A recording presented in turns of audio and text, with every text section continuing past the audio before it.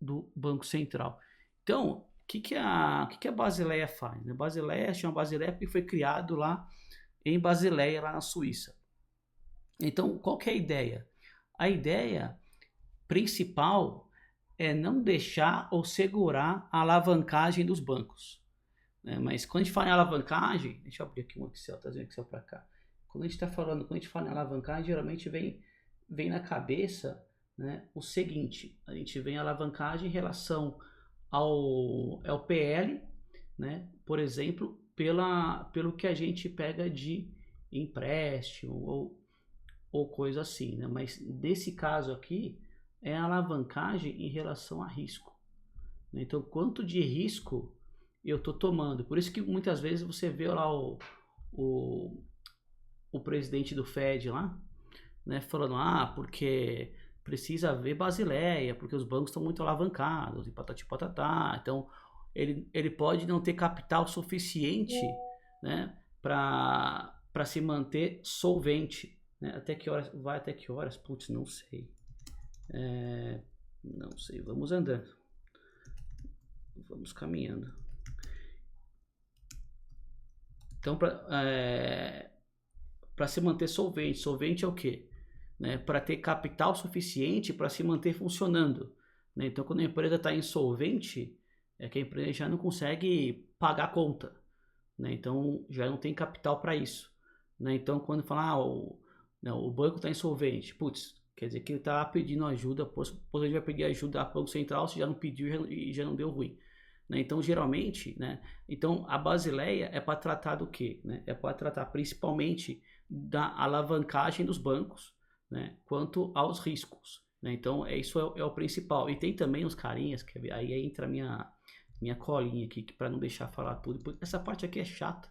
Chata que eu digo, tudo que a introdução é meio chatinha, mas depois as coisas melhoram. Quer ver? Então, se a gente for lá, cadê o aplicativo que eu abri?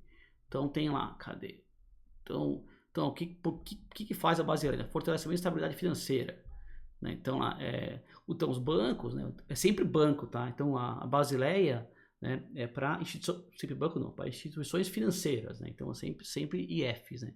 E é mundo, né? Não é só Brasil, né? A gente entrou aqui um pouco mais tarde, mas só que os Estados Unidos demorou mais também para entrar, porque eles tinham um sisteminha lá só deles, né? Aí depois ele foi ficando mais, foi falando mais com o mundo todo, né? Porque antes basicamente era Europa, né? Tudo começou na Europa. Deixa eu ver quem tem mais gente aqui batendo aqui na porta.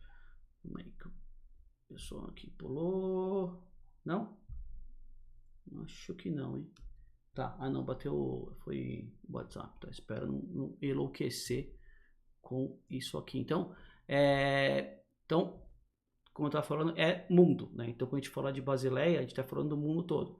Então, começou na Europa, né? Os Estados Unidos faziam uma coisa, né, semelhante, mas do jeito dele, né? Então, os Estados Unidos, cara, você tem lá a contabilidade, né, brasileira, você tem lá a contabilidade mundo, né?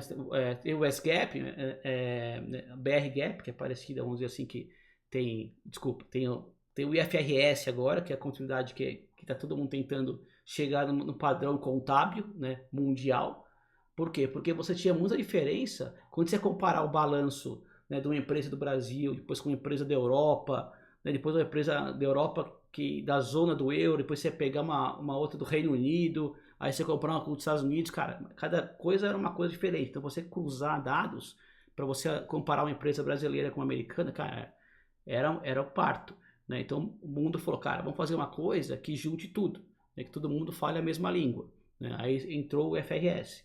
Né? Então, para o risco, né? Agora falando de Basileia, é a mesma coisa. Né? Essa é a mesma ideia. Então você tinha lá, os Estados Unidos fazia de um jeito, a Europa fazia de outro jeito, né? Que são os principais polos, aí a China, né? A Índia, etc. Também, né? tinham o jeito deles lá. Aí o que aconteceu? Né? Veio um cara chamado, deixa eu colocar aqui para vocês, BIS, né? Esse carinha aqui, BIS.org, vamos entrar aqui. Depois eu vou passar esses links para você.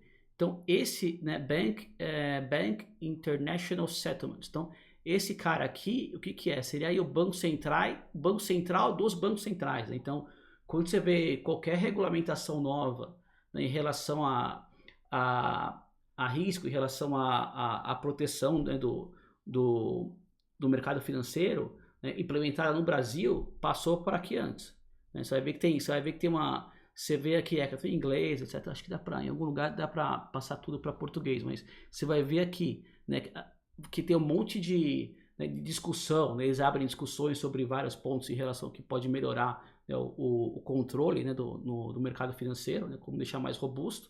Aí eles definem aqui, aí daí eles pulverizam para o mundo inteiro. O mundo inteiro começa a seguir e tentar adaptar da melhor forma, né, nos países. Né? Então é isso que o Brasil faz igual. Então, se você pegar uma regulamentação, sei lá, de segregação de função, putz, qualquer coisa assim, deixa eu ver. Carteira, porque assim, um banco ele é dividido em carteira banking e trade, né? Então carteira banking é uma carteira que você segura até o vencimento, basicamente, né? E você tem a carteira trading, que é a carteira de negociação, né? Que o banco vai lá e negocia. Então trade é uma carteira que você compra, né? Você compra um instrumento com o objetivo de revenda, de revender, de ganhar dinheiro nesse deal, né? E o bank você leva até a maturidade. Então, beleza. Então, quando você pega um requerimento da carteira banking, por exemplo, né, você vai ver lá que tem choque na carteira, por exemplo, pega a curva, você dá choque paralelo, né, para cima, para baixo, aí você dá choque, aí você faz a curva torcer, né, então você torce a curva assim. Você vai ver que a maioria dos normativos, né, você vai ver a versão em inglês, aí você olha a versão em português, é praticamente a mesma coisa, né? Então muda pouca coisa aqui para o nosso mercado. Então esse carinha aqui é sempre bom ver, cara. Tem muito paper legal aqui, né? Tem muita coisa interessante, dá para aprender bastante coisa, né?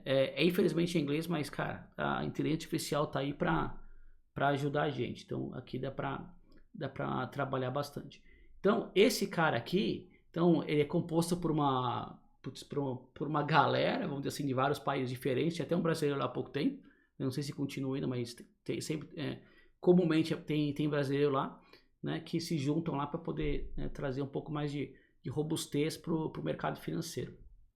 Beleza, então esse cara aqui está juntando, né, todos os países de uma forma, né, ordenada, uma forma mais que todo mundo fala a mesma língua, que é a mesma coisa que o FRS faz com a contabilidade, né, deixa todo mundo falando a mesma língua. Porque antes, por exemplo, em 2008, os Estados Unidos tinham um nível de alavancagem X, a Europa tinha outro, o Brasil tinha outro, né, então era uma confusão. Né, os Estados Unidos deixava o banco alavancar muito mais, né, então, do que na Europa, por exemplo. Ainda não tem um padrão assim de nível de alavancagem, né, mas não está tão distante quanto era antes. Né? Então, quando a gente tem problema, por exemplo, quando a gente tem crise, por exemplo, como nós tivemos em 2008, né, agora em 2020, né, você sempre tem novas regulamentações saindo aqui. Né? Então, regulamentações novas quer dizer o quê? Quer dizer gasto de dinheiro. Né? Então, o banco vai alavancar menos, né? O banco vai ter que guardar. Eles não guardam dinheiro, né? Ele alavanca mesmo. Eu vou explicar depois. Então, toda vez que sai alguma coisa, né, temos alguma crise, logo depois o banco vai ter que gastar aí mais dinheiro, porque vai vir mais regras para ele cumprir. Né, e possivelmente as coisas ficam mais caras para nós, né, porque a gente acaba absorvendo no final o impacto, né, das regulamentações aí que tem para os bancos. Né. Então, acho que foi acho que foi há mês atrás que eu até comentei que o Paulo falou bastante, né, de Basileia Endgame, né, que vão mudar algumas coisas em Basileia, né, que a gente está falando agora, para poder ter mais robustez no mercado. O nosso mercado aqui, cara, é super sólido. Né? A gente nunca teve, assim, problema nenhum, né? Pelo menos que eu tenha visto que cause alguma preocupação. Né? A gente não toma tanto risco assim, né? Então, lá fora, né? Puta, você imagina nos Estados Unidos como que era, né?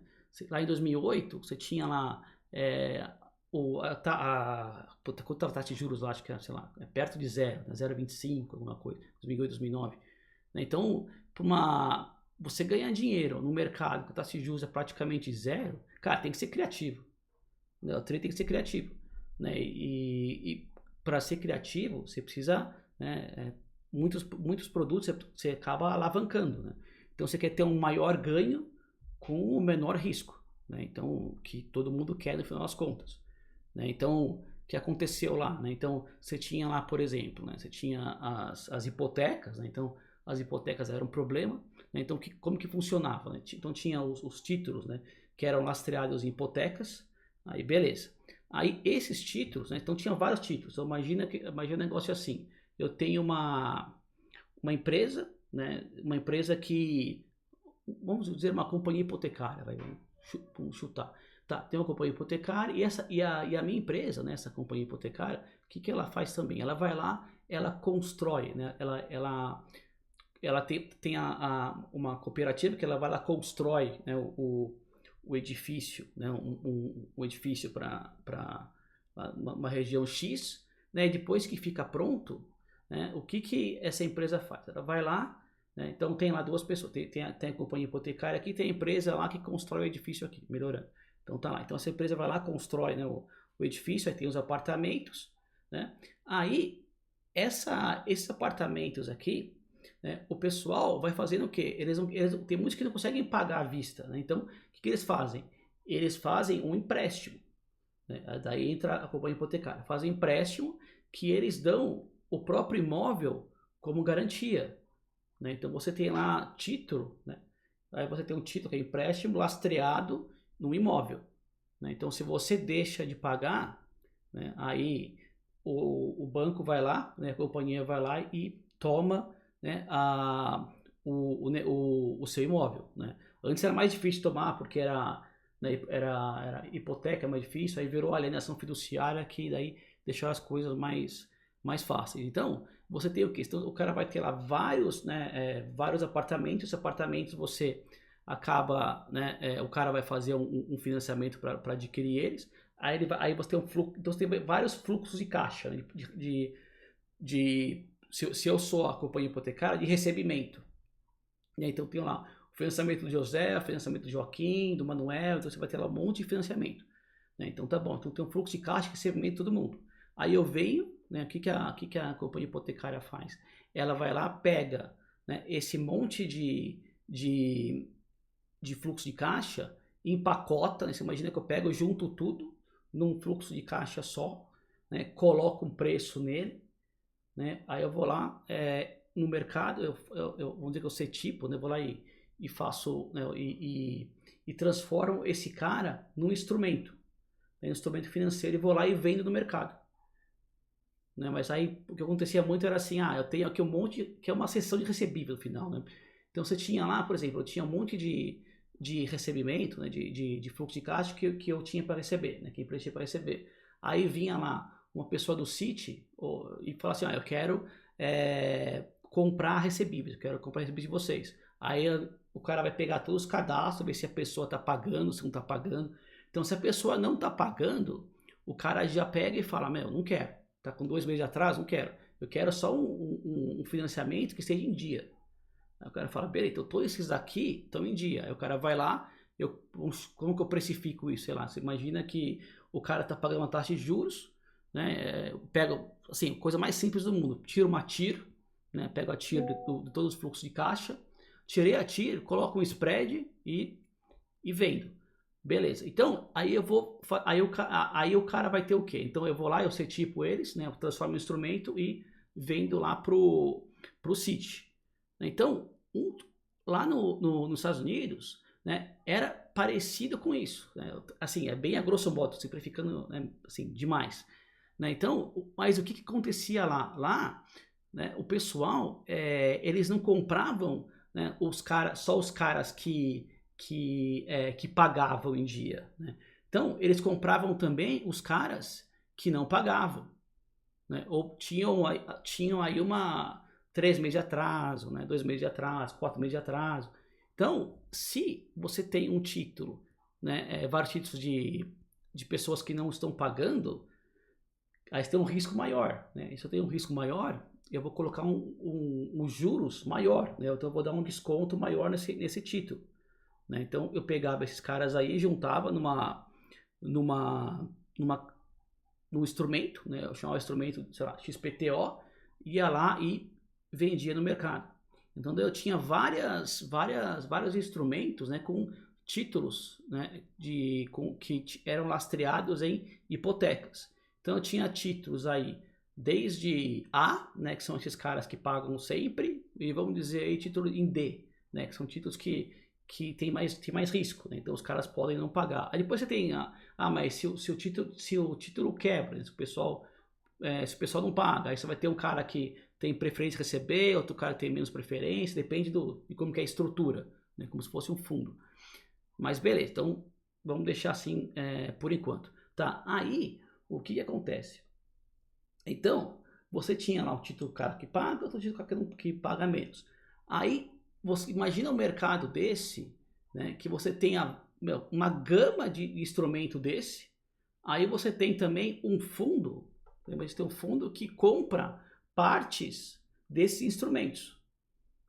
Então as coisas começam a ficar complicadas, porque você tem lá vários instrumentos pagando, né, com casinha do José, Joaquim Manuel, que tem lá o fluxo de caixa, que paga lá a taxa, né? Então você tem o cara que sempre paga, que é o Aston, outro instrumento que paga mais ou menos, que é o D, e eu estou criando um fundo aqui, eu quero pegar 30% desse, né, 20% desse cara aqui que não paga, então eu vou criando um fundo com percentual desses caras aqui. Então esses fundos, eles vão se criando aqui, lastreados, né? Agora já não é mais título a título, né? Mas é um instrumento, né, que tem várias hipotecas dentro, né? E eu estou pegando partezinha desses caras. Então esses caras, então imagina uma rede, né? Assim, esses caras vão se multiplicando. Né? Então, se esse cara que é A, né? Se esses caras que foram criados aqui, vamos dizer que eu tenha lá A, B, C, D, eu tenho vários desses, né? Imagina que não só a minha empresa existe, mas existem N empresas iguais, né, que fazem a mesma coisa. E se começa, né, esses caras aqui a quebrarem, né, então vai quebrar quem? Vai quebrar todo mundo que tem esses caras aqui como lastro. Né? Então aí, né, o mercado inteiro vai sendo contaminado. Mas vamos supor, beleza, mas se eu tenho só um banco aqui, né, que está ligado com esses caras aqui, o banco quebra. Aí você fala, tá, um banco quebrou, tá bom. Mas se eu tenho aí, né, vários bancos com exposição nesses caras aqui, então eu tenho vários bancos comprando 30% daqui, 20%, né, montando fundo de fundo, né, que a gente chama. Eu estou pulando o conceito aí, tá, só para tentar agilizar para chegar onde eu queria. Então, o que acontece? Esses caras, o mercado começa a quebrar, né? Por quê? Porque eu tenho lá o Bradesco tem um pouco desse título aqui, aí o Itaú também tem, todo mundo tem. Então, se esse título, nessa operação começa a ter uma grande representatividade dentro do banco, o banco começa a ficar fragilizado, porque esse cara aqui, assim, ele pode acontecer qualquer coisa, a gente passa a hipoteca, não vai acontecer nada, o cara sempre vai pagar a hipoteca, a gente viu que não é verdade. Né? Então o que acontece? Né? Se essas hipotecas vão quebrando, né? Os bancos que têm exposição aqui nesses caras aqui, eles vão quebrando também. Né? Por quê? Porque não tem o que fazer. Assim, você tem uma exposição grande, né? Aí vai todo mundo junto. Né? Aí lá no filme, o cara viu lá e falou, opa, tem hipoteca aqui quebrando. Né? Vamos dizer que esses fundos, né, que são, né, lastreados aí em hipoteca, eles são, no mercado americano, são os CDOs, né? Credit Default, se não me engano era Obligation, uma coisa assim. Aí esses caras, né, estavam quebrando. Aí o que o Michael Burry faz lá no final de aposta? Ele faz um CDS, que ele vai apostar contra esse mercado aqui. Bom, tudo isso para falar o seguinte, é alavancagem, né? Então, o banco, ele consegue multiplicar o dinheiro, né? Ou consegue alavancar em risco.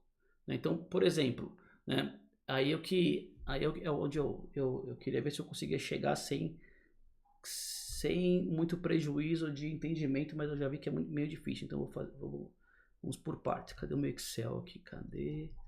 Então, aqui. Então, o que eu tenho, né? Como que funciona esses caras aí? Né? Então, o que é o risco? Então, você imagina o seguinte, eu tenho um cara chamado patrimônio de referência. O patrimônio de referência é uma coisa parecida ou similar ao patrimônio líquido. né, vai ter aqui umas diferenças né, assim, que o Banco Central pede. Que, cara, é muito tecnês aqui, não vale muito a pena entrar. Mas imagina que ele é um cara parecido com o PL. E eu tenho os meus riscos. Né? Então aqui eu tenho, né, o patrimônio de referência e eu tenho os riscos. Os riscos que eu estou exposto, que o banco está exposto. Né? Então quais são os riscos aqui? Então eu vou ter lá o risco de crédito, né, que geralmente é o maior que tem. Né? Geralmente não, é o maior que tem, dá, sei lá, dá uns 70%, 65%, 70%. Por aí, 65%, o risco operacional também é grande. Risco de crédito, eu vou ter aqui o risco de mercado, eu vou ter o risco operacional. Né? Então, esses 3 caras aqui, né, é o que demanda mais, assim, cuidado. Né? Então, o risco de crédito, o que esse cara aqui vai entrar? O risco de crédito vai entrar, né, o próprio crédito, né? Então, o default, né, o cara defaultar, então, o crédito e a contraparte. Então, risco de crédito é o que? O banco vai lá e faz o empréstimo, né, para mim. Né? Então, o banco ele está assumindo o meu risco de crédito. Né? A probabilidade de eu não pagar o empréstimo. Risco de contraparte é diferente. Por exemplo, o banco comprando uma debenture da Americanas. Né? Então, o banco não está dando crédito ao Americanas, mas o banco ele está se expondo ao risco de crédito Americanas, porque se a Americanas tem um risco de crédito, se tem um risco alto de crédito, não vai pagar. Né? Então, vai defaultar. Então, geralmente, esses caras aqui eles são somados. E daí tem o risco de mercado. Aí, no risco de mercado, aqui você vai ter risco de crédito, você vai ter pessoa física, pessoa jurídica, né? Então, aí tem as aberturas, né? Aí aqui no risco de mercado, você vai ter quem aqui? Né? Esse aqui a gente já conhece mais. Você vai ter lá o risco, né, de... Opa, deixa eu baixar esse cara. Vamos colocar aqui, acho que pode ser. Então, eu vou ter aqui câmbio. Então, vou colocar aqui, eu vou ter juros. Então, juros. Aí, juros é cupom de moeda, é cupom de indexar a inflação, GPM, IPCA, né? Que mais aqui entre juros? Putz, é cupom de Bovespa, né? Cupom de Bovespa. Então cupom, juros, tudo que paga juros, né? Vai entrar aqui. Aí eu tenho câmbio. Eu tenho câmbio também, né? Que é o FX. Aí nós vamos ter ações. Então, renda variável entre ações aqui. E índice. Índice eu coloquei... Não, pode colocar. É que eu vou ter só um cara só para índice, mas tudo bem. Ações e vamos colocar aqui commodities. Conta bom. Então, commodities aqui é câmbio. Então, é juros, ações, câmbio, né, e commodities. Beleza. Aí aqui no operacional, daí aqui o que é? Esse cara aqui já é mais obscuro. Né? Esse aqui é mais difícil de ser certeiro. Assim, por exemplo, quando você vai... sei lá, o banco está um processo de um funcionário, de funcionários, né? Risco operacional. Então, qual que é a chance, né? Sei lá, você tem um processo que tá correndo, qual que é a chance de perder? A chance é 25%, você vai lá e já provisou esse 25% lá no seu risco operacional. Ou, por exemplo, a enchente, aí depende, né? Aí depende, mas tem bancos que o prejuízo que teve lá com enchente, né, cai no risco operacional. Então, é tudo que impacta a operação, né, do banco. Né? O Covid, dava até para colocar aqui também, né, que a gente teve de prejuízo com o Covid. Aí, por exemplo, assalto à agência, operacional. Fraude de cartão, né, operacional também. Né? Então, esses caras aí caem no operacional, por isso que é meio assim, o Banco Central tem um jeito de conseguir tirar quanto que é o risco, né, pelo um percentual da receita, pela diferença da receita, intermediação financeira e despesa de intermediação financeira. Aí é uma continha chata que não vale nem a pena, mas vamos focar nesses 2 caras aqui. Né? Então, o risco de crédito, né? Então, por que a gente está vendo risco? Né? Imagina que antes não, nós temos a PDD. né? Então, aonde que a Basileia entra aí para ajudar, né? Antes nós tínhamos temos a PDD, né? A PDD, né, ela é uma visão para trás, né? Então, pô, se o cara deixou de pagar 2 meses, eu vou lá, por exemplo, e aloco, né? Aloco eu vou lá e classifico esse cara, que esse cara aqui era A, por exemplo, ele vai virar B. Então A, vamos dizer que eu alocava aqui 0,5%, né, de PDD, esse cara aqui, se vai para B, vai 1%. Então, conforme esse cara vai andando na régua, né, do score, vamos dizer assim, uma régua de classificação dele, não nem chamar de score, mas de classificação, né, que seja score, mas score dele, né, não dá para, vamos dizer uma tabela de tabela de PDD, que é tão, assim, é muito simples. Então, você vai ter lá, então se o cara tá em A, né, eu vou colocar lá 0,5% da operação, eu vou guardar já para uma provisão PDD, provisão de perdas devedores duvidosos, né? Então, provisão de devedores duvidosos. Então, se o cara, todo o crédito que eu ganho, que eu ofereço, vai ter lá uma PDD, né? Então, ele pode começar, aí depende do banco. O banco pode começar, esse cara pode começar o A aqui, o Banco Central fala, se for o rating A, começa em meio. Só que eu posso falar que para começar em 1, né? Sou mais conservador, então eu vou lá, começo em 1, né? Então tudo depende, né? Então se o cara, né, peguei lá, eu dei um empréstimo pro cara, então o cara, se eu tenho rating A, se o cara tem rating A, 1%, eu já aloco, eu já coloco lá na PDD. PDD vai direto na veia, né? É resultado direto. Aí esse cara que cai para B, vamos dizer que vai para 2%, né? E resultado sempre, né? Então a PDD vai dependendo, né, de como que o cliente, do comportamento do cliente. Então o cliente foi lá, né, e não está pagando, vai correndo PDD. Então eu estou olhando para trás, né, sempre para trás. A Basileia fala, cara, não dá para olhar sempre para trás, temos que olhar para frente, né? Então aí que começou os modelos, começou não, já tinha antes, mas assim, aí a gente vai utilizar o que? Modelo de crédito. Então aqui você vai ter o modelo, lá que todo mundo, você deve ter ouvido falar alguma vez, você vai ter um modelo de PD, né, que não é PDD, então aqui é probabilidade de default. Então qual que é a chance do cara defaultar? Aí você vai ter lá o carinha que é o EAD, né, que é Earnings at Default, então qual que é o saldo do cara no momento de default. Aí você vai ter lá um carinha chamado LGD. Então LGD é o que? Loss Given Default. Então, opa, eita, sumiu tudo aqui. PD, EAD e LGD. Tá. Então, poxa, dependendo da contraparte, né, dependendo do cliente, ele vai ter uma PD diferente, né, e uma LGD diferente. E o saldo aqui depende também do limite que está aprovado, né? Então, se um cliente é Klabin, né, ele vai ter uma PD, né? Então a probabilidade desse cara aqui pagar vai ser boa, né? Agora, se o cliente é uma empresa, sei lá, bem pior que Klabin, para não falar ninguém, para não citar ninguém, aí vai ter uma PD, né? Então esse cara aqui tem uma probabilidade de default, então, probabilidade do cara defaultar, desculpa. Então esse cara aqui vai ser baixo, né? Agora, se é um cliente ruim, esse cara aqui vai ser alto, né? Então, por quê? E de onde que ele vai extrair essa PD aqui? Essa PD vai vir de modelos de comportamento, né, do cliente. Então, ele vai pegar lá variáveis, né, que faz sentido, né, para conseguir modelar o risco de crédito do cliente.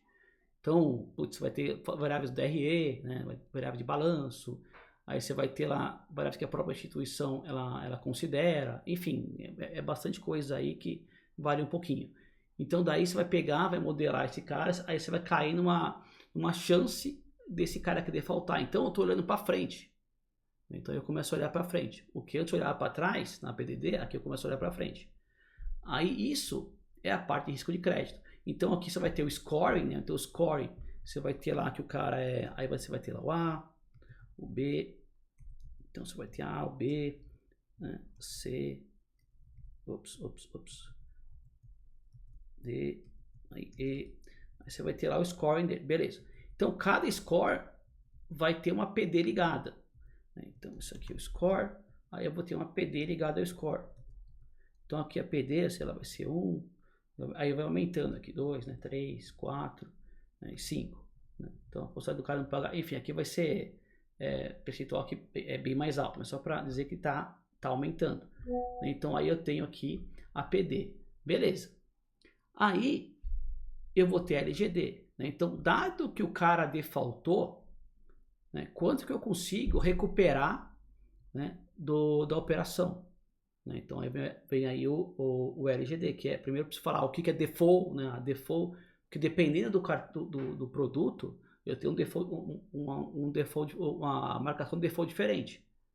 Né? Então, para o título que está lastreado, por exemplo, em imóvel, é muito diferente do cartão de crédito. Né? Então, o prazo que eu tenho do cartão de crédito para falar que o cara não vai pagar é muito menor. Né? Então, e também, é assim, depende do que ele está amarrado, né? Eu vou ter uma chance maior de resgatar. Então, por exemplo, se o cara está amarrado, né? Se o título está lastreado, né, em imóvel, o imóvel não vai sair do lugar, ele vai estar lá. Agora, se o título, né, ele está amarrado numa moto, né, o cara pode pegar essa moto e ir para o Paraguai, sei lá, some com a moto. Aí é mais difícil de conseguir, né, de pegar de volta. Então, a garantia, né, que é o próprio imóvel, próprio né, ativo, né, depende. Então, a chance de eu conseguir recuperar depende muito da própria garantia. Então, moral da história. Né, então, o que a gente via antes, que era aqui a PDD, né, que a gente olhava para trás, né, a Basileia quer olhar para quê? Quer olhar para o futuro. Né, então, ela quer saber projeção de perda, né, de perda não esperada, né, que eu não espero, que aqui é crédito, crédito e contraparte. Esses caras aqui, os caras vão modelar geralmente com regressão logística, né, então você vai ter regressão lógica aqui, né, então vai ter regressão logística, geralmente o pessoal modela risco de crédito assim. Aí a gente tem lá o risco de mercado. Então aqui eu também quero olhar para frente, né, eu não quero olhar para trás. Então o risco de crédito é o quê? É a probabilidade daquele cara defaultar, daquele cara não pagar. Né? Então esse é o risco de crédito. Agora, risco de mercado é o que? A probabilidade da instituição ter perdas, né? Então ter perdas devido à oscilação, né, de taxa de preço. Né? Então você tem uma ação, né, que é, por exemplo, que é muito volátil, por exemplo, uma Tesla, né, volátil pra caramba. Então, quanto mais volátil, mais eu posso ter uma perda aí, porque é uma ação que não é, vamos dizer assim, não é muito legal, mas assim, não é muito conservadora. Então, quanto mais um ativo oscila, né, então mais volatilidade vai ter, então a chance de eu perder é maior, como também é maior a chance, assim, se fosse simétrico, né, como também seria maior a chance de ganhar. Beleza. Opa. Ah, não, acho que não tô ouvindo coisa. Aí, mesma coisa em câmbio, né? Então, o que acontece, né? Então, o risco de mercado, ele entra onde? Ele vai proporcionar ao banco o quê? Ele vai mensurar, né, a chance, né? Ou a chance não, a probabilidade do banco, né, ter impacto, né, dado as movimentações aí nos preços e nas taxas. Né? Então, é isso que o risco de mercado faz. Então, se eu tiver lá, por exemplo, se eu pegar uma série histórica lá, tirar o retorno, né, a gente vê quanto que está fugindo aquele cara lá da média, você vai ver que a chance aí de eu ter um risco maior, né, vai ver que a chance de ter um risco maior.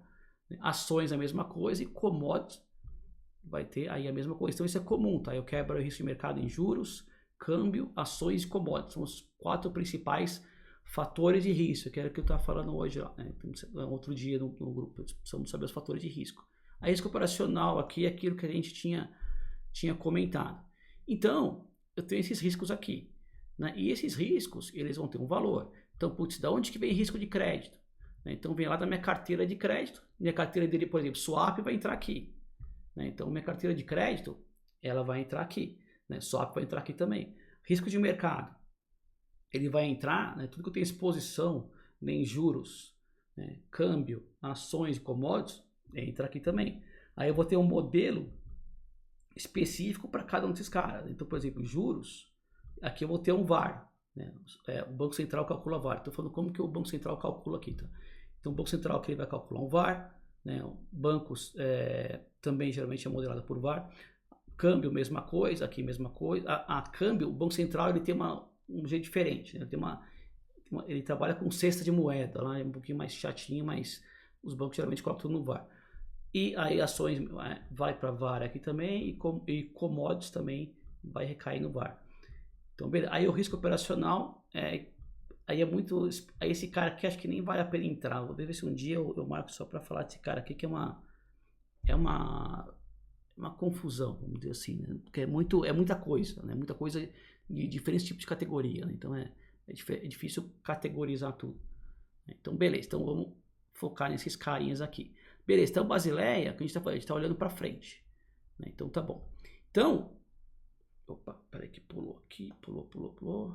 Cadê aqui nosso... Aí. Permitir, agora vamos voltar. Permitir já, gente. Aê, tá, beleza. Pá. Ué. Tava aqui no... Aqui, beleza. Então, aí eu vou ter aí uma parcela de crédito, mercado operacional. Beleza. Então, eu vou ter, né, eu vou ter um valor aqui, por exemplo, né, aqui no risco operacional. Eu vou ter, por exemplo, aqui, vamos lá. Então, tem uma parcela de risco.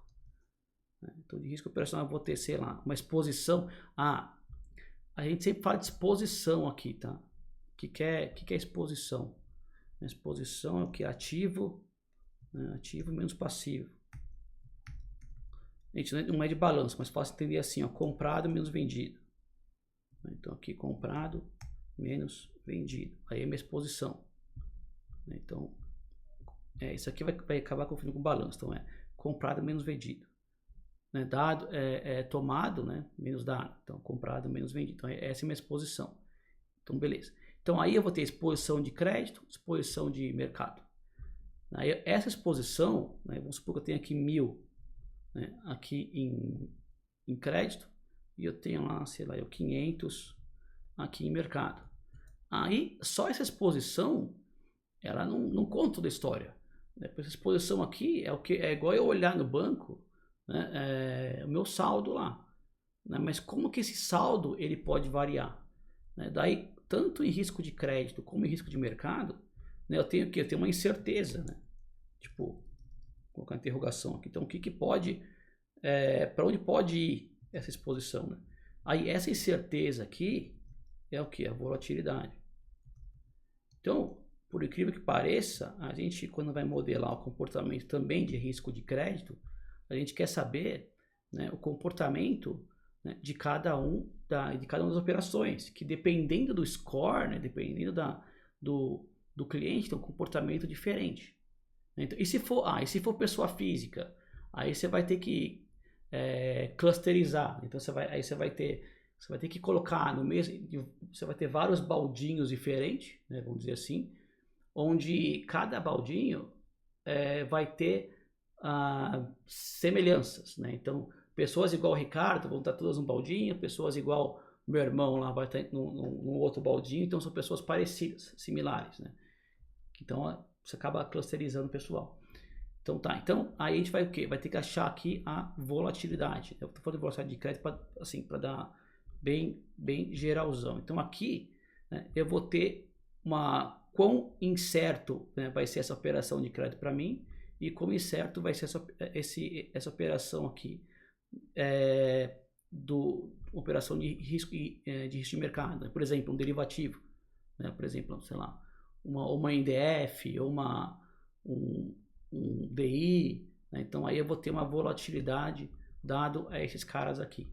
Aí, se eu ponderar essa exposição aqui, né, pela volatilidade, vamos dizer aí que, sei lá, chutando qualquer coisa, que vai para, sei lá, 1.500. Então, imagina que eu tô colocando um desvio, né? Falar, eu posso, esse cara aqui vai ganhar uma gordura. Então, esse cara aqui, é que a exposição nunca pode ser maior. Então, vamos fazer o seguinte. Então, aqui eu tenho a exposição, né? Beleza. Então, vamos colocar assim, é mais fácil. Porque eu não posso perder mais do que eu tenho, né? Então, vamos colocar que a exposição aqui, se eu multiplicar ela por volatilidade, vamos dizer que eu vou ter, sei lá, de 1000, eu vou perder aqui 100, né? Estou em crédito? Estou em crédito. Então, aqui vamos colocar 30. De 1000 eu vou perder 30 aqui, e desse cara aqui eu vou perder 50. Beleza. Então aqui, o que é isso aqui? É a minha exposição, né? Que eu tenho, então isso aqui é minha exposição. Então minha exposição aqui, né, em reais, tá todo mundo aqui em reais. Aí eu vou ponderar pelo risco, que é a volatilidade aqui.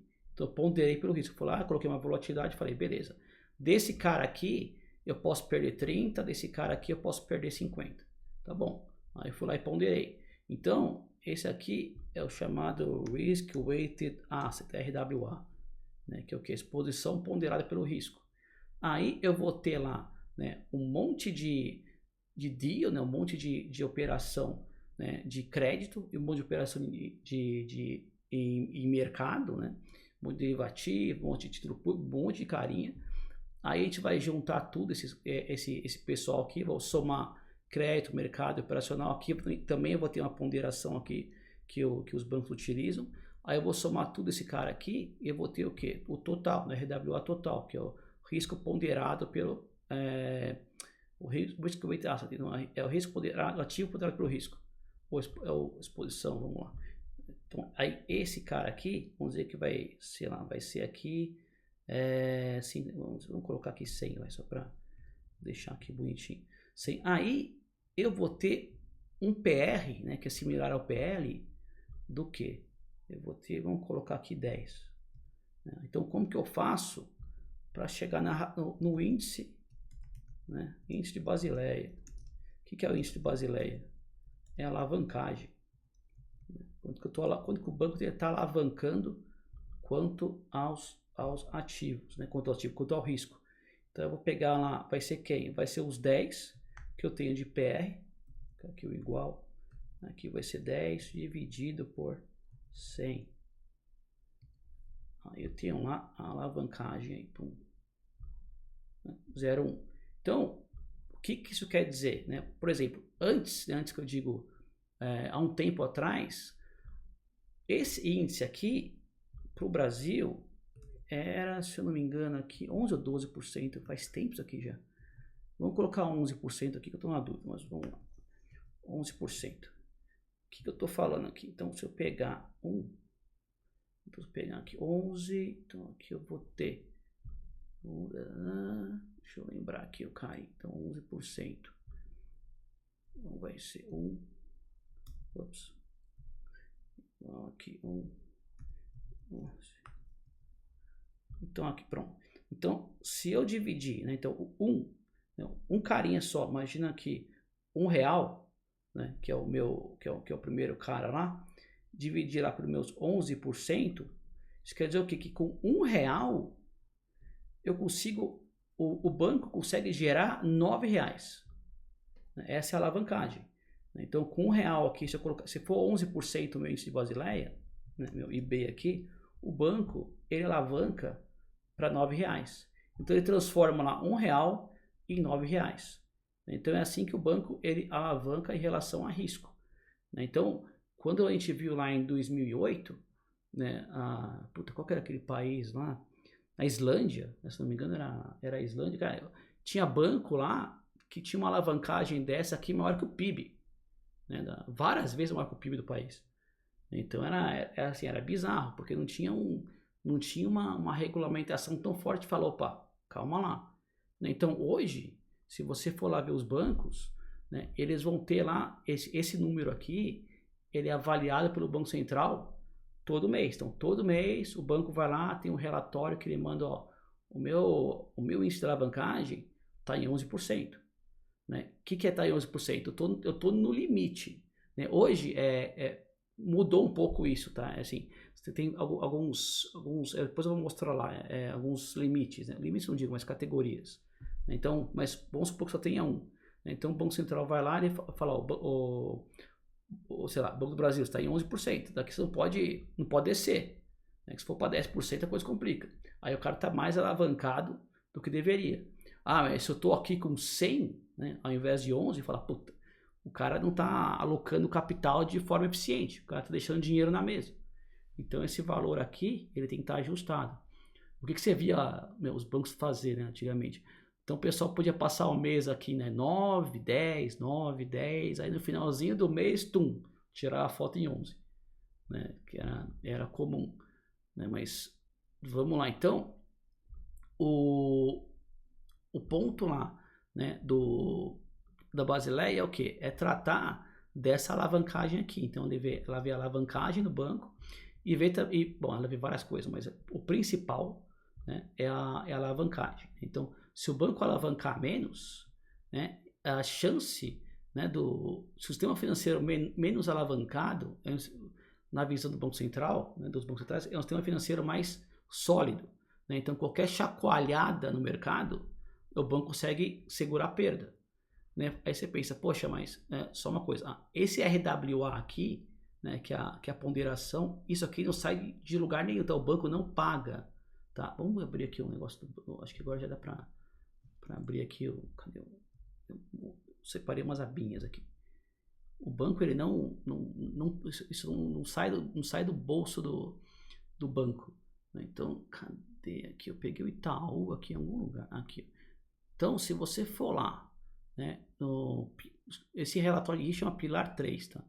Então, se você for lá ver o Pilar 3 de qualquer banco, né, eles são obrigados a divulgar, né? Então, você vai ter lá, esse é o Pilar 3 aqui do Itaú.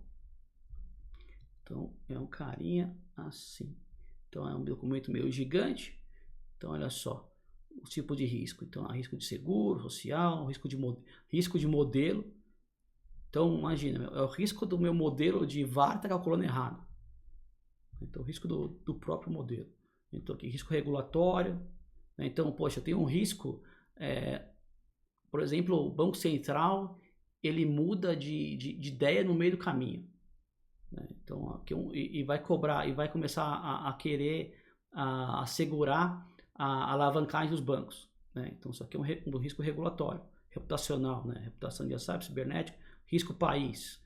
Né? A gente viu lá no curso, risco negócio. Né? Isso aqui é o que para, né, o negócio da empresa. Né? Risco de contágio. Ah, tá. Então, risco de contágio, esse é o quê? Esse aqui é o risco sistêmico, né?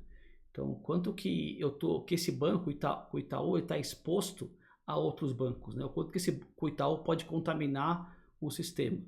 Né? Aí o risco de emergência, então, risco operacional a gente viu. Tá, risco operacional, beleza. Gestão de crise, tá aí, blá, blá, blá. Aí isso aqui, validação de modelos. O que é essa validação aqui independente? Validação, essa área aqui, que eu já trabalhei aqui um tempo, é a área que valida todos esses modelos aqui, né? Isso todo mundo tá calculando direitinho e é aqui que o Banco Central vai bater no banco. O Banco Central vem aqui e fala, deixa eu ver como estão funcionando seus modelos aí. Desde o modelo de precificação, lá de tesouraria, né, passando pelos modelos lá de middle office, né, de controladoria, por exemplo, do banco, e riscos. Né? Então, vamos lá. Então aqui, que esse cara aqui, vamos lá. Então, índice de capital. Então aqui, índice de capital principal, tá? Então, vamos para isso, Basileia. Basileia, 16%. Aqui, né, você vê que ele está acima. Né? Cadê o 31? Porque aqui é difícil, eu precisava ver quanto que... agora estou meio, como fala, desatualizado. Preciso lembrar quanto, sei lá, vamos colocar aqui uns 10, uns 10,5%, né, por cento aqui. Esse aqui é o total, né? Então o banco aqui, ele está bem. Né? Ele está bem, eu digo, tá ajustadinho. Né? Tudo certo. Aí capital principal é o que você tem de mais, como posso dizer assim, por exemplo, aqui você vai ter título público, né? Muito título público, é o que você consegue, é o que tem mais força, é o que você consegue mais rápido, vamos dizer assim, transformar em dinheiro, né? E é bem líquido, né? Então, eu não posso, por exemplo, eu tenho aqui, sei lá, bonde sei lá, de Zâmbia, né? Tenho aqui, sei lá, não dá para estar aqui, porque se eu quiser vender aquele cara lá, eu não consigo vender, fora que o risco dele é muito alto, então não dá para estar. Então, que esses caras podem ter? Aqui você vai ter que ter, porque, muito provavelmente você vai ter título brasileiro aqui, né? Para compor esse capital principal aqui. Desculpa, capital principal. Aí eu botei um índice, isso aqui a gente vai, eu vou passar aqui, dá para ver. Então, aí esse cara, esse capital nível 1, tá mostrando o que variou para compor esse capital, mas tudo bem. Primeiro vamos ver o que é isso aqui. Então, cara, falei aquele monte de história para conseguir chegar mais ou menos aqui. Então, capital principal é aquele cara lá, né? Tem minha colinha aqui que eu fiz, cadê ela? Gente, por que eu tô abrindo essas coisas aqui de banco, tudo? Porque a historinha, né, quando começou Basileia, né, aqueles, né, todo o contexto de Basileia, você consegue achar rápido em qualquer lugar lá na internet. O Wiki você já acha, né, mas ver esses carinhas aqui, entrar no detalhe aqui do documento, né, que eu acho bacana e passando rápido assim, acho que já dá para entender. Então, vamos lá. O que eu tava... lembrei. Então, vamos ver esse cara aqui. Aí aqui, então vamos lá. Capital principal. Capital principal é a categoria mais... Capital principal é a categoria mais alta, né, de um banco, que um banco possui, considerada a forma mais sólida e líquida de capital. Graças a Deus acertei. Tá, então, capital principal. Beleza. Aí componentes, ação ordinária, reserva de lucro retido, ou instrumento de capital com características de ações ordinárias. Tá. Então daí, esse é o capital principal. Beleza. Aí a gente vai ter o capital de nível 1, né? Então, aqui esse cara aqui, que é composto pelo capital principal, mais o capital adicional aqui, nível 1. Cara, não se apegue muito a números, é só para saber que isso aqui existe, né? Depois a gente pode marcar aí com mais calma. E daí eu tenho o capital principal aqui, o nível 1, por enquanto aqui é igual não, né? É o capital principal mais aquele cara que a gente tinha visto lá. Cadê minha colinha aqui? Aqui. Então, o capital principal aqui, então é nível 1, nível 1 tem o capital principal mais o adicional aqui de nível 1, beleza. Então, esse adicional é o quê? Com instrumentos que podem absorver perdas, mas não tem todas as características do 7.1. Né, como certos tipos de ações preferenciais, mini dívida híbrida. Cara, isso aqui é mega técnico, então não vamos atentar tanto a esse cara aqui. Então, gente, é mega técnico, mas não é difícil, tá? É só questão de lembrar mesmo, que é muito detalhe. Então, vamos lá. Então, capital nível 1. Então, esse nível 1 aqui, né, o que é? Né, então, ele é o que nós temos aí de mais, né, de mais fácil de você, mais sólido, né, líquido. Beleza. Então, esse aqui que eu falei que era parecido, então, por exemplo, aí eu tenho aqui o PR. Então, o PR, ele vai ser aí a composição, não é a soma. Então, tem uma parte, ele vai ter 161 aqui de capital principal, aí a diferença desse aqui é aquele adicional do capital principal, e daí eu chego aqui no PR. Esse PR é parecido com o PL, né, aquilo que eu tinha comentado. Aí aqui eu tenho o RWA do Itaú. Olha lá, 1 bi, 243 milhões e 73. A crítica de 1 bi aqui, né? Milhões? Tá, aqui tá em milhões. Aqui é 1 bi, tá? É 1 bi, 243. Beleza. Então, daqui, qual que vai ser meu índice de Basileia? Né? Com alavancada ele vai estar, vai ser esse cara aqui, né? Cadê o nosso amigo aqui? O nosso PR, né? Dividido pelo RWA total. Esse RWA total o que é? O Risk Weighted Asset. Então é o ativo ponderado pelo risco, né? Que é com base nessa, que é a exposição, né? Vezes lá multiplicado aí pela incerteza, que é uma volatilidade. Aí você vai chegar lá na ponderação dele. Então se eu dividir então esse cara aqui, né, o PR por esse cara aqui, a gente chega lá nos 16% aqui de Basileia. Mas não é essa conta. Então a gente pode, deixa eu ver se eu consigo. Aí eu tenho, cara, eu gosto do Itaú, que ele é muito certinho, cara. Ele tem tabelinha para tudo que é lado. Então, como eu gosto no Excel, então é mais bacana. Então, se eu vier aqui, então olha só, tem aquele mesmo cara aqui. Então, se eu pegar esse 203 aqui, então vamos lá. Então, aqui vai ser igual. Então, vou fazer aqui que é melhor. Então, igual 203, né, que é o nosso PR dividido lá pelo nosso RWA, com todos os riscos, a gente chega lá no 16.4 aqui, 639 aqui, né? Então, aí é o índice Basileia. Então, esse cara aqui esse é o grau de alavancagem que o banco está. Isso aqui costumava ser bem baixo, né? Então, quanto maior aqui, menos alavancado você está. Quanto menor, mais alavancado, né, a instituição está. Então, deixa eu ver, contracíclico, tá? Isso aqui a gente vê daqui a pouco. Então, vamos descer lá. Então, cadê o... Tá, aí, o que mais nós temos? Adicional de conservação do capital principal. Então, aqui, dependendo de como estamos, né, na economia, esse cara aqui, o Bacen, ele dá uma alterada. Esse cara aqui é bacana. Adicional contracíclico capital principal. Então, é assim, se nós estamos num tempo de bonança, esse cara aqui, ele vai subir, porque é contraciclo. Então, o que ele está dizendo aqui? Ó, quando períodos bons de mercado, reserva um dinheirinho aqui, né? Períodos ruins, você vai usar aquele dinheiro que você reservou, né? Então, esse cara funciona assim. Aí aqui, ó, adicional de importância sistêmica. Então, quanto que o Itaú ele tem que alocar de capital aqui, né, para ele se resguardar pelo risco do risco sistêmico. Então, quanto que ele apresenta de risco para o sistema, né? Então, ele vai lá e tem que alocar lá o 1% aqui. Então, isso aqui é tudo o total, beleza, margem, tá. Aí aqui eu vou ter uma alavancagem, isso aqui é um monte de regra, não vale a pena entrar agora. E eu tenho também o risco de liquidez, né, de curto prazo, e o risco de liquidez de longo prazo, que é esse cara aqui. Então, vamos descer para que tem lá embaixo, tem umas coisas mais... Gente, aqui tem um monte de coisa, um monte de blá blá blá, que se eu passar por tudo aqui... Eu vou mandar tudo isso aqui para vocês, vocês dão uma olhadinha. Então, a gente tem lá sustentabilidade, cultura do risco, blá blá blá, apressamento do risco. Então, tem, obviamente, né, se você apressa direito o risco, né, você tem aí um retorno muito maior, né? Os dois estão linkados. Diversificação, né? Então, diversificação você consegue, diversificando, você em tese, né, você consegue diminuir diminuir a volatilidade, né, do resultado.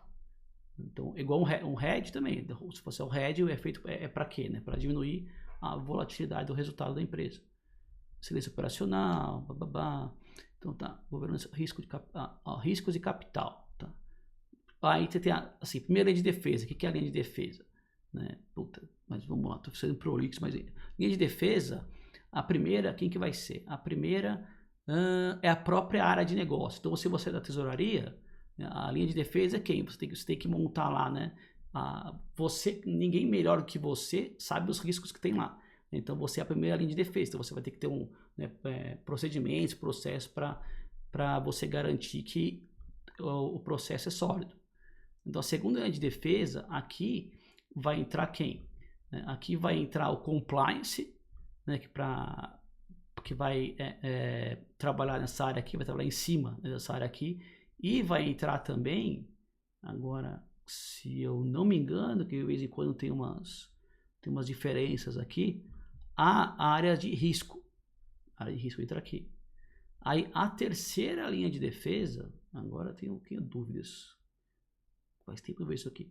A terceira linha de defesa vai entrar aí a auditoria, né, a auditoria interna, né, da instituição. Então aí entra a auditoria externa e validação de modelos.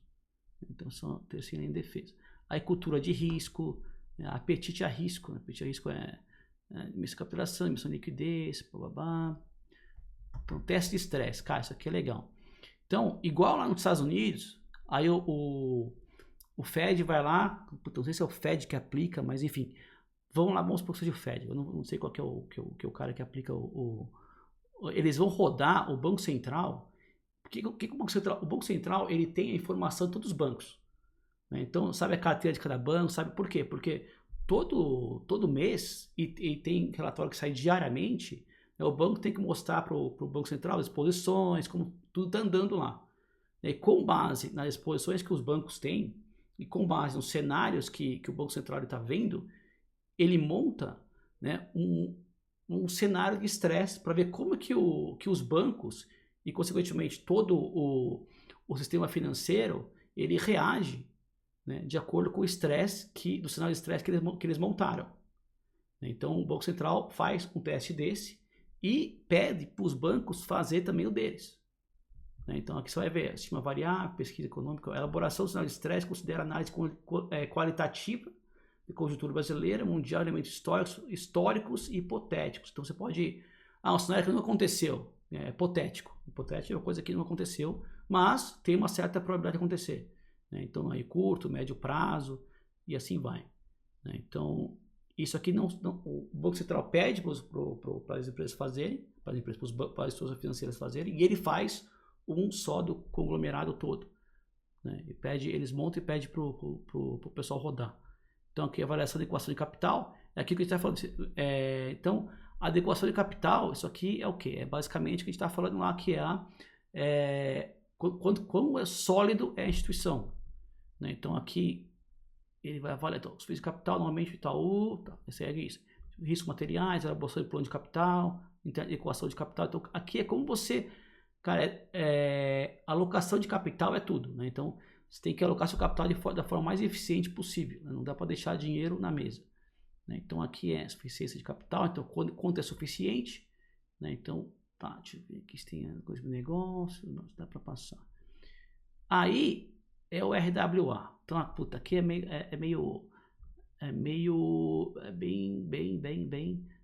tequinês, mas acho que dá para falar. Então, RWA CEPAD. Então, aqui é risco de crédito. Então, aí você tem uma abordagem padronizada, que é a abordagem que o Banco Central pede. Aí, você tem uma abordagem avançada, que é esse Internal Rating Based, que aqui o banco mesmo, ele monta o modelo dele e fala para o Banco Central, olha, tá aqui meu modelo. Então, por exemplo, se os bancos grandes, eles vão para esse cara aqui. Então, lá você vai ter modelo, assim, mega avançado de risco de crédito. Eles vão lá e calculam o quanto que eles têm risco de crédito. Se a instituição é menor, assim, bem menor, depois eu vou mostrar como faz isso, aí o Banco Central tem um modelinho assim, plug and play, isso aqui calcula assim e me mostra. Por quê? Porque todos os bancos têm que calcular de uma certa maneira da mesma forma, porque assim o Banco Central consegue olhar todo mundo e saber quem está fora da curva. Então, por exemplo, ele não vê só isso, ele vê também as taxas dos financiamentos. Então, você consegue ver quem está cobrando taxa acima ou abaixo. Tem um túnel, mas tem um túnel de taxa de preço. O Banco Central consegue ver quem está fora, cobrando fora ali do mercado. Então, aqui, o que é isso aqui? Isso aqui não se aplica, os policiais também não vai valer a pena. Aí aqui um monte de coisa que o Itaú tem em um monte de lugar diferente, bababá. Isso aqui, são relevantes, a gente passa também. Quantas páginas tem essa desgraça aí? 73. Isso aqui, gerenciamento de risco. Então, isso aqui, total de deduções regulatórias, não, comprador comunitário, não. Nível 1, índice de Basileia, que a gente tinha visto. Então, basicamente, índice de capital principal, esse cara aqui é importante. Nível 1, capital de nível 1, aquele capital mais sólido, vamos dizer assim. Índice de Basileia, você vai somar o nível 1 e nível 2. E aqui você tem o RWA. Então, aí, continuando, vamos lá para baixo. Que daí eu acho que tem umas coisas mais... Porque eu quero chegar agora eu acho que dá para ver... Isso aqui é o quê? Isso aqui, exposições para o setor econômico, geográfica, puta, maravilha, tem um monte de exposição aqui. Cara, isso aqui é muito legal se você quer avaliar a instituição financeira, cara. Puta, esses caras aqui são mega importantes, cara. Tem muita coisa aqui que o balanço não te conta. Então aqui FCC, o FCC... Deixa eu lembrar aqui. O FCC é quando é a exposição, por exemplo, tem uma... Putz, eu não tenho um empréstimo. Eu tenho uma conta garantida, por exemplo, ou um saldo em conta. Limite de conta corrente ou conta garantida. Como que eu faço para... Porque no momento de crise, momento de estresse, o cara consegue sacar tudo isso. O cara consegue tirar, o cara consegue tomar isso. Por exemplo, cheque especial, cartão de crédito... Eu não consigo barrar, eu não consigo bloquear esse limite do cara. Então, é uma coisa que o banco vai ter que arcar com as consequências. Então, daí ele está falando como que é esse percentual aqui que o banco estima. Que ele pode que pode tomar, né, ou alguma coisa do gênero. Agora 150 aqui, mas enfim, a ideia é essa. 150 depois, esses caras daqui depois eu tenho que olhar melhor. Então esse é o famoso FCC. Então vamos lá, montante de ativo, gente, sem dormir, pelo amor de Deus. Abordagem. Então tá, swap. Aqui, ó, o risco de contraparte. Informações, risco de crédito contraparte. Então, quando a gente faz crédito contraparte, estou falando aqui de swap, por exemplo, debenture, né, NDF. Ó, tem CDS aqui, ó, quem diria aqui. Ó. Swap que é referenciado ao descumprimento de uma única unidade. CDS. Muito bom. Tá lá. Então, tá. Então, vamos andando. Empréstimo. Então, aqui, exposições. Ah, tá. Aquele derivativo de balcão, derivativo padronizado. Empréstimo, ó, aqui é operação compromissada, né? Então isso aqui tem que ver o, ó, mas são poucas, né? Tem que ver aqui como que é compromissado o que, né? Mas pode ser título público, né? Geralmente título público, mas vamos lá. Então colaterais, ó. Então por que colateral? Né? Se eu dou uma garantia para alguém, é como se eu tivesse, eu tenho uma exposição de crédito, né? Porque se eu dou, não, desculpa. Se eu tenho uma garantia, se a pessoa se eu tenho uma garantia de uma empresa, por exemplo, né, essa garantia ela tem um risco de crédito, risco de crédito por quê? Porque essa garantia é da contraparte, então eu estou exposto à contraparte, estou exposto à empresa que me deu a garantia, né? Ou depende do que é a garantia, aí é mais chatinho, mas vamos lá. Aí securitização de dá para a gente passar. Securitização é outro. Olha só, então aqui ó, risco de mercado. Esse mercado que a gente está falando, então taxa de juros, né, então juros pré-fixada, cupons de moeda, cupons de índice. Ah, o que é o cupom de moeda? Né, cupom de dólar, cupom de euro, cupom de ien. Você pode ter cupom de todas as moedas. Você tem cupom de todas as moedas. Né? Cupom de índice. Então eu tenho cupom de PCA, cupom de GPM, eu tenho cupom de Bovespa. Então, assim, o que não falta aqui é cupom. Cupom taxa de juros. Esse aqui, geralmente é TJLP, esse aqui você vê que os caras nem tem aqui, né? Esse cara aqui é pouca coisa, é pouco assim, tá saindo cada vez mais tá ficando cada vez mais ilíquido. Aí aqui tem o preço de ações, né? Então esse cara aqui, né, o que é o RWA? Né? É o que? É a nossa exposição, né? Então o risk weight é a exposição ponderada pelo risco. Então aqui você vai ponderar o que? Pela volatilidade, né? Aqui mesma coisa, volatilidade das ações, volatilidade do câmbio e aqui da commodity, né? De commodity. Beleza, aí tá lá o nosso, e no final você tem aqui, né, o risco todo ponderado aqui, né? Então aqui seria o nosso risco de mercado.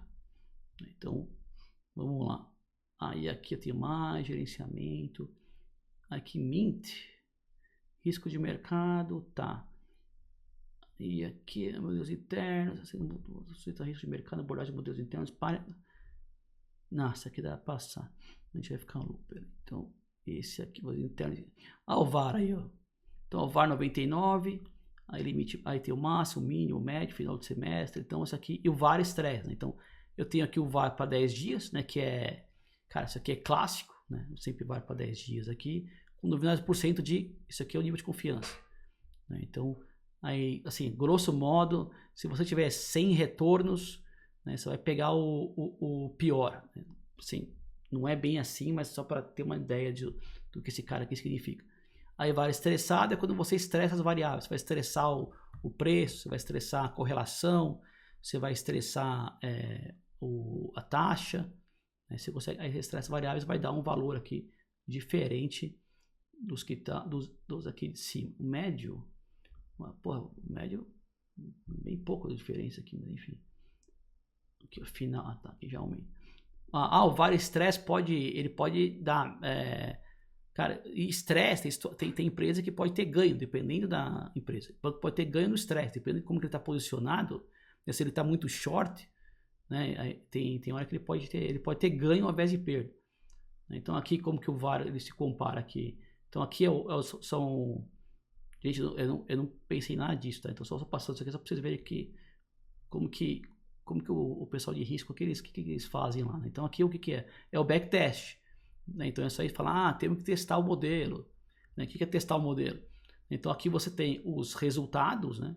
Então cadê aqui o azulzinho? Resultado efetivo, que é o resultado que realmente aconteceu. Resultado hipotético. Hipotético aqui não é hipotético. Ai, caramba, como que é isso aqui mesmo? Nossa, fugiu aqui. Resultado hipotético. O resultado hipotético é quando eu não, é como se a tesouraria ela não tivesse aberto no dia. Então, se eu não tivesse mudado minhas posições, mudado minha posição no banco, né? Se a tesouraria não tivesse vindo trabalhar e eu só marcasse a mercado a minha exposição, o que mudaria? Porque daí você consegue pegar, né, o que a tesouraria, se o VaR ele estourou, né, se rompeu o VaR, dado o movimento da tesouraria ou não. Né? Então é basicamente isso aqui. Tá? E aqui você tem o VaR aqui, né? Então você vê que olha só como é grande aqui, né, a diferença. Então se você tem uma empresa sua, você quer que isso aqui seja bem justinho aqui, né? Então se o Fábio estiver vendo isso aqui, ele falou, cara, eu quero que o risco esteja por aqui, assim, ó. Porque aqui, ó, aqui é ineficiência, né? Aqui eu tô esperando aqui um risco muito maior do que realmente ele tá vindo.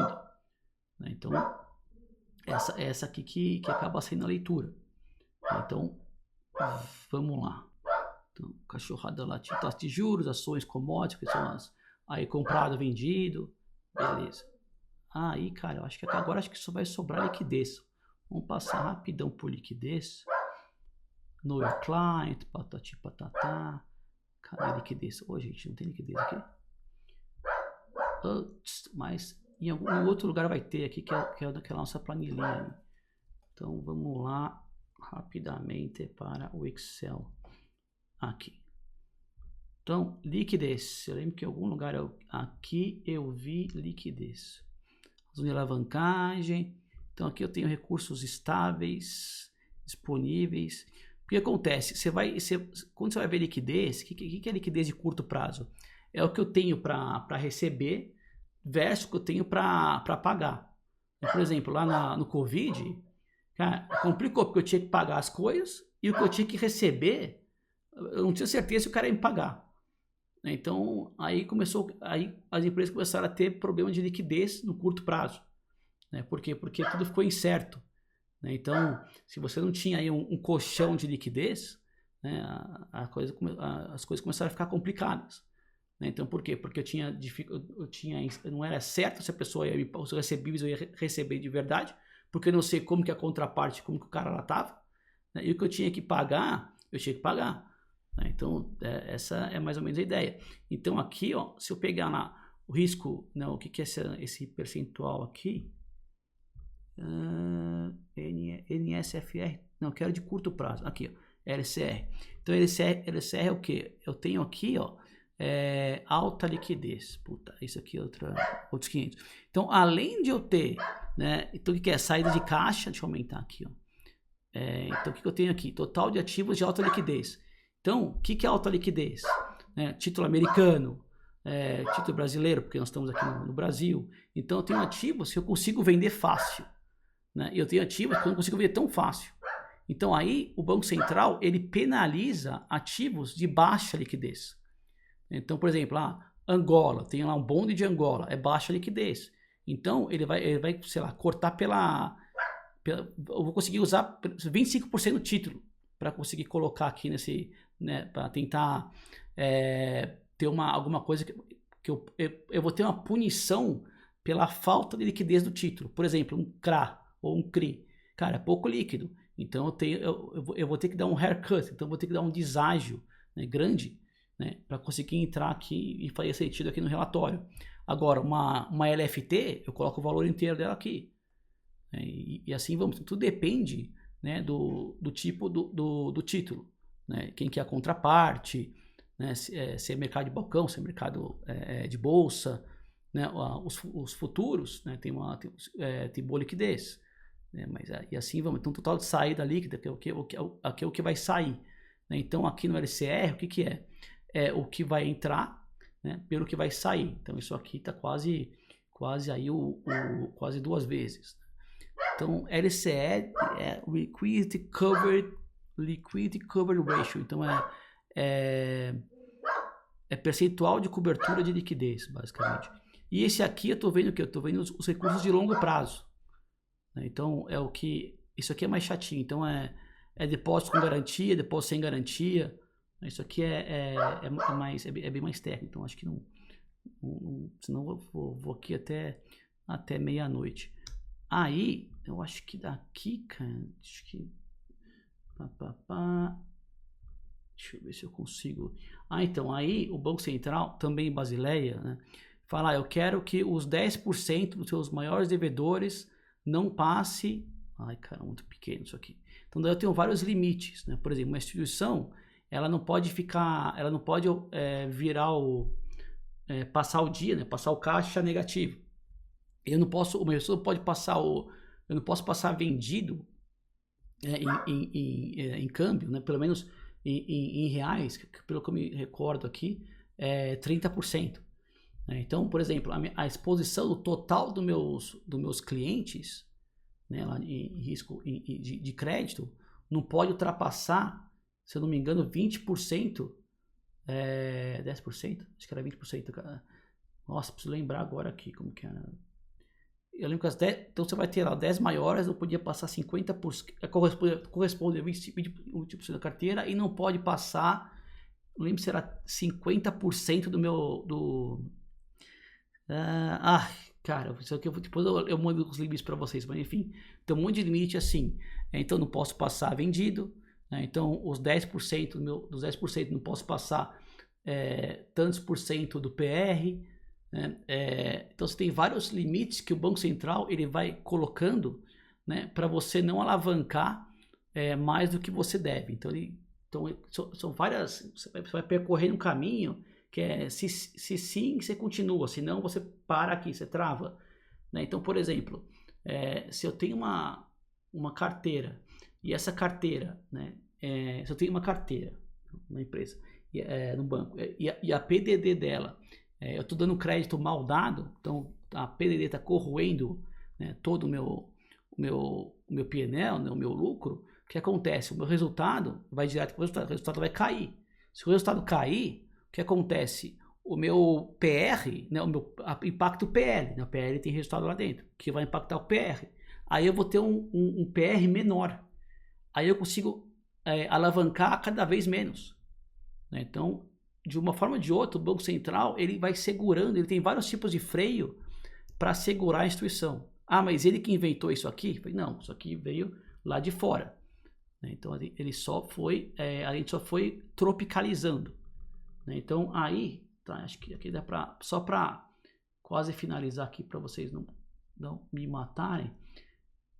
Eu peguei o Bradesco eu acho legal porque o Bradesco tem tudo bonitinho aqui, tá? Depois, olha, 11,5 aqui, ó. Bem mais agressivo. Né? Isso aqui, quem diria, hein? Quem diria aqui, ó. 11,5 Bradesco. Muito bom. Tava 16,5, né? O Itaú. Então aqui você vai ver os mesmos números, né? Então é interessante comparar sempre. Lá no site do Banco Central, você consegue pegar esse número aqui de Basileia, né, de todos os bancos. Aí dá para comparar. Risco de crédito, tá. Então aqui tem o Bradesco. Mas isso aqui é só no Brasil? Não é.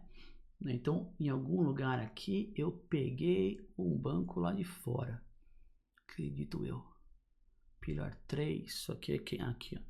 Quem que é esse banco aqui? Vamos ver. Morgan Stanley. Então, eu peguei aqui 31/2023.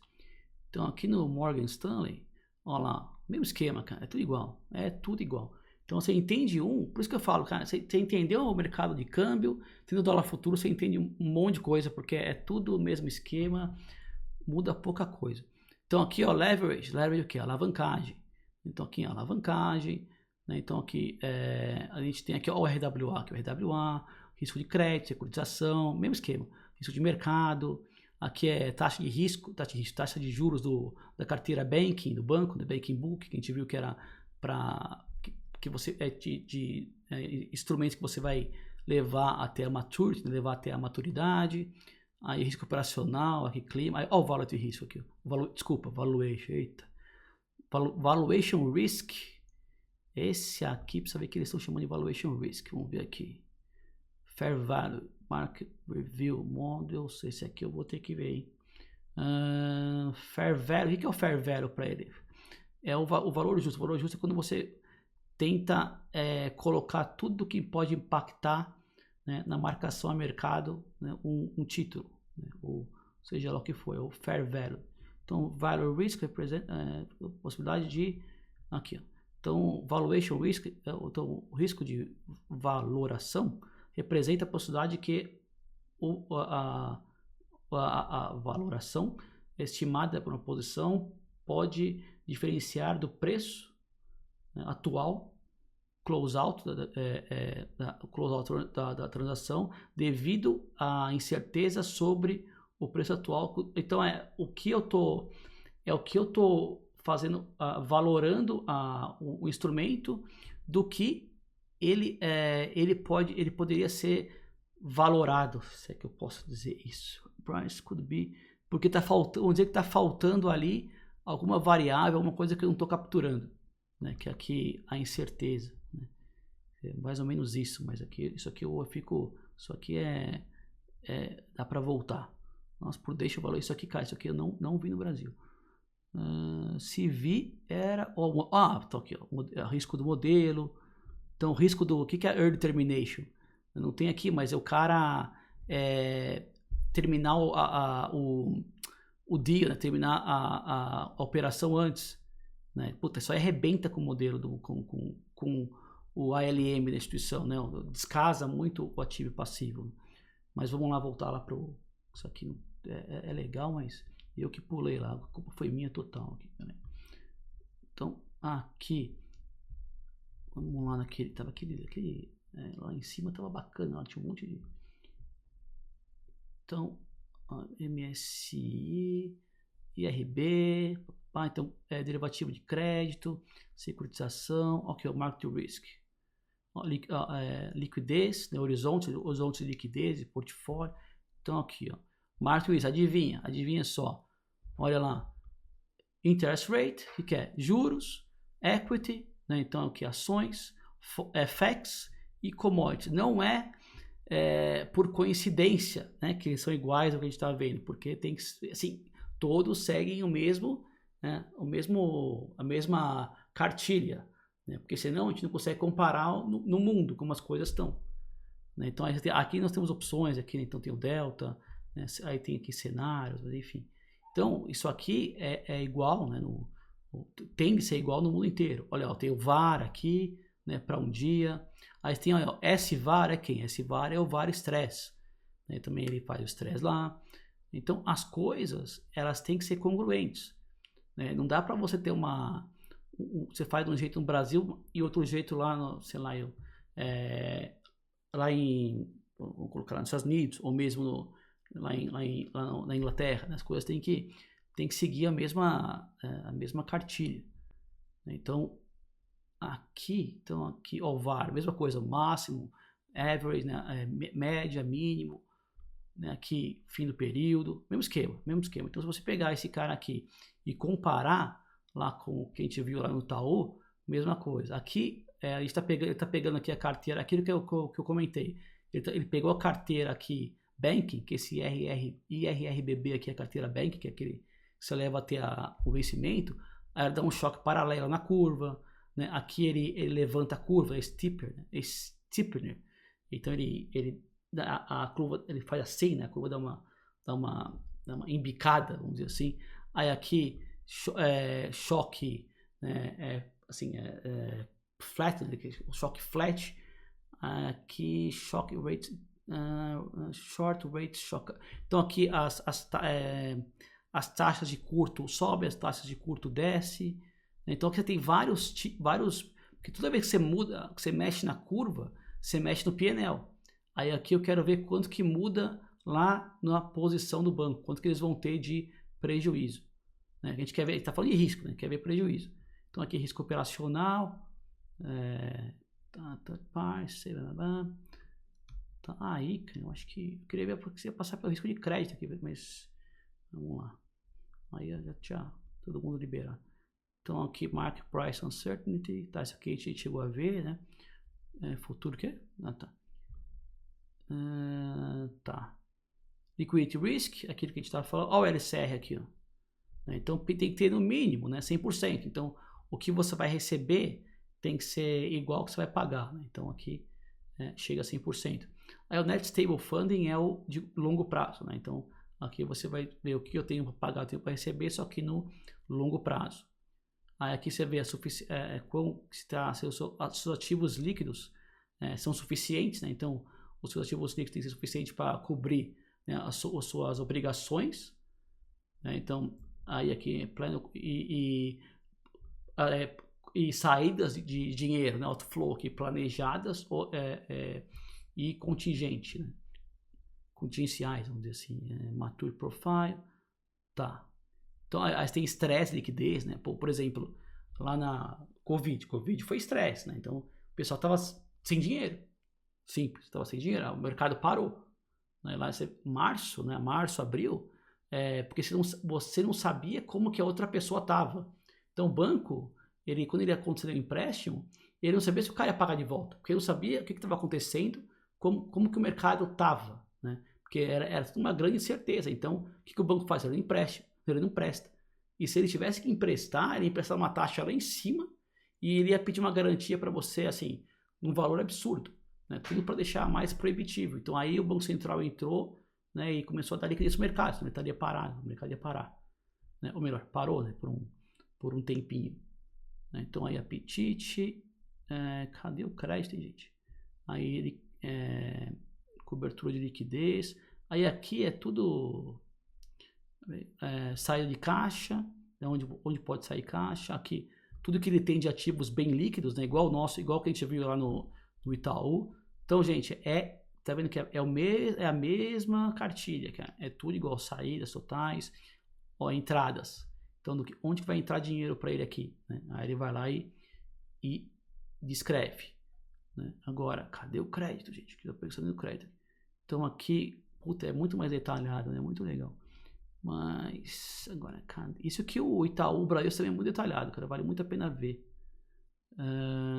Que daí, quanto menor o banco, menor o nível de detalhe, né? Porque, pô, se não estão pedindo para ele, por que vai mandar, né? Então, a gente só manda o que é pedido, ponto, né? O banco funciona assim, né? Senão, não vou ficar dando arma pro pessoal, não vou tirar do meu pé. Agora, crédito, deixa eu só ver se eu consigo achar o risco de crédito aqui. E daí a gente fecha aí. Market Risk. Cadê o Overview? Regulatory Framework. Alavancagem, securitização. Aqui, Credit Risk. Como que eu passei por isso aqui sem ver, gente? Aqui, limites. Risco de crédito. Política. Aqui, tá. Então aqui são os RWA de crédito. Então aqui o tamanho do ativo, qualidade, aqui, ó, que a gente estava falando lá. Então aqui, quem que é? O score, né? Então aqui a gente tem os scores da Moody's, Standard Poor's, e tem assim que geralmente são 3, tá? Então os bancos, né, geralmente tem que ter 3 aí, no mínimo 3, né, agência de rating contratar para dar rating lá pro pessoal. Aí explica o processo de rating, né, o APD aqui, ó, já começa a aparecer APD. Então aqui, né, three key models of portfolio difference observed between PD. Então a diferença está explicando a diferença de PD e a taxa atual de default, mas vamos lá para filosofia, estimação, cara, aqui é modelos e mais modelos. Então aí a gente passa esse cara aqui. Então, poxa, eu pensei que vinha mais coisa aí. Exposição, equity, aqui de ações. Credit Risk Adjustment, então aqui como que eles ajustam aqui o risco de crédito. Isso aqui, ECL é Expected Credit Loss. Então essa aqui é como se fosse o VaR de risco de crédito, né? Então essa aqui é perdas, expected credit loss, perdas de meu Deus do céu, expected, esperada, crédito e loss é perda, né? Perdas esperadas de crédito. Aí você não é bem o VAR, é mais ou menos. Porque depois a gente vai ter que ter as perdas não esperadas também de crédito. Aí, ó, o que mitiga risco de crédito, né? Então você vai ter lá, aí você vai ter garantia, né? Aqui, ó, covenants aqui, pois a gente pode falar também, é bacana. Colateral, que é garantia, né? Então tem a parte lá, a senioridade, enfim, colateral, que vai explicando por um netting. Netting vale a pena ver também, depois a gente pode ter que marcar outro dia. Participação, então contraparte e crédito, na exposição de crédito, contraparte a gente viu que é risco de crédito também. E, gente, eu acho que é isso. Então, aí eu deixei, né, eu peguei, não sabia quanto tempo ia durar, até quanto que ia, então eu deixei aqui, né, qual que é a Basileia lá, né? Cadê esse Basileia que eu passei reto lá e acabei não vendo? Cadê? Vamos só pra gente ter uma ideia. Então, a Basileia lá tá alta, cara, quer ver? Leverage. Cadê aqui cadê o número de Basileia? Tá merda. Percentual. Gente, vou preparar aqui. Mas deixa eu subir de novo aqui, tentar. Geralmente é um dos primeiros, né? Não deveria descer. Pera aí, tá por aqui. Total cap, total, então tá. Tier 1, total ratio aqui, ó. Então, esse cara aqui, se eu não me engano, se eu não estiver errando, obviamente. Então, vai ser esse cara aqui. Cara, é alto pra cacete isso aqui. Então, o que eu tava vendo, eu falei, cara, não é possível, é problema aqui tô vendo aqui o Merrill Lynch aqui, né? Aí eu fui lá e fui buscar um outro. Falei, opa, deixa eu ver esse aqui, quem que é esse aqui? É o BOFA, Bank of America. E tá lá, tá um pouco mais baixo, mas tá lá. Então, mas tá bem, né? Eles estão com uma alavancagem, assim, eu esperava bem maior. Então, o que pode estar acontecendo, né, é que os caras estão esperando alguma mudança lá do Banco Central. Que eles vão entrar com alguma coisa mais assim, rígida, mais forte, que vai necessitar de capital deles. Né? Mas percebe que aquele risco, né, risco ponderado, né, ativo ponderado pelo risco, cara, isso aqui não sai dinheiro de lugar nenhum, tá? Isso aqui é como se fosse aquele valor referencial do derivativo lá, do DI futuro. Aquele 100 mil lá, aquele 100 mil não sai a sua conta. É só um número que você está vendo, para você ter uma referência. Então, o cara, esse ativo ponderado pelo risco, ele não paga não sai dinheiro de lugar nenhum. É só um jeito, né, de segurar o banco, né, de operar, né, ou de alavancar demais. Né? Então, acho que é isso aqui é o do Bradesco aqui. Eu tinha pegado a S, eu ia pegar os fatores de risco aqui da S, mas deixa